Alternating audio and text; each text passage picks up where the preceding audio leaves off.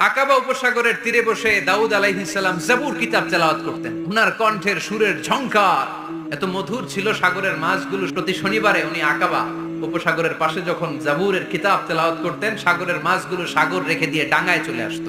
এজন্য আল্লাহ বললেন, খবরদার, শনিবার এলাকাতে মাছ শিকার করা আমি হারাম ঘোষণা করলাম। এবার দাউদ আলাইহিস সালামের কওমের লোকেরা কৌশল করা আরম্ভ করে দিল। তারা বলল, আল্লাহ বলছে শনিবারে মাছ ধরা হারাম, খবরদার আমরা মাছ ধরবো না, তবে শনিবার আমরা বেড়া দিয়ে রাখবো। তো মাছগুলো যখন তেলাওয়াত করতে আসতো, এরা জাল দিয়ে বেরি দিয়ে রাখতো চারদিকে, শনিবারে ধরতো না, কারণ হারাম।